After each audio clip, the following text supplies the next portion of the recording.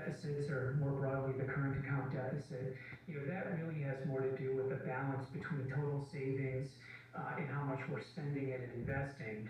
I am very skeptical that tariffs are going to be a quote unquote solution to that, unless it's part of a much broader program to reform entitlements and taxes, and we'll have to see about that. Hope springs eternal, but I don't think we're looking at anything breathtaking there. What you said, and Steve maybe saw the headline of the piece in the Journal as well by Greg Jensen of Bridgewater, said the trade war will pound stocks and high asset prices require a large U.S. capital surplus.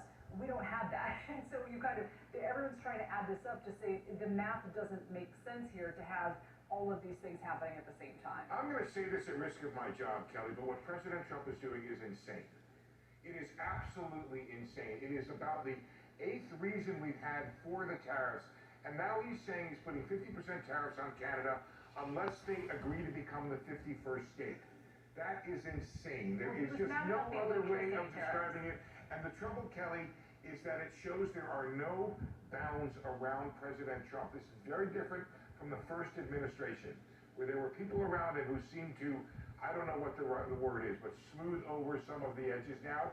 And the other thing that's not talked about, Kelly, is what's going on within the administration in terms of how they're treating the Constitution and laws. I think all of that is bad for the attraction of capital. And the gentleman from Bridgewater is 100% right. We need massive amounts of capital if we want to fund our deficits, pay for the things we want to pay for, sell our bonds, and have high stock prices. And it seems as if this administration is doing everything it can to chase foreign capital away. Well, and we could go into the strategy of the insanity as a strategy in terms of our trading. Insanity is not a strategy. I'm sorry. I'm with you, Kelly, in trying to look for silver linings. I'm a sunny person. Silver linings, it's tactics. Some explanation for this other than insanity. I'm ready to accept it if you can come up with one. And meaning, in the meantime, Mike, if we put aside whatever the strategy may or may not be, and just simply take it as what is the math going to add up to for stocks and for the economy the rest of the year, where do you think this leaves us? Well, I think the math adds up in this way, Kelly. We came into this year with a very rare soft landing that the Fed was able to pull off, in part because the supply side of the U.S. economy rebounded after 2022 with productivity growth picking up from essentially zero, a little below zero for 2 years, to 2.6% over the last 2 years. That's a very good performance. It really helped the Fed to engineer this period of disinflation without a recession. And the AI boom that's been going on has driven stock valuations into the stratosphere. There was probably some kind of reckoning coming one way or the other when equity market valuations get this high.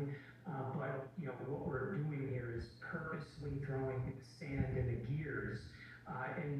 This is a risk to the soft landing story. Supply side shocks that are now headwinds instead of tailwinds are going to make the Fed's job more difficult, not easier. So this is a reversal from that tailwind over the course of the last 2 years.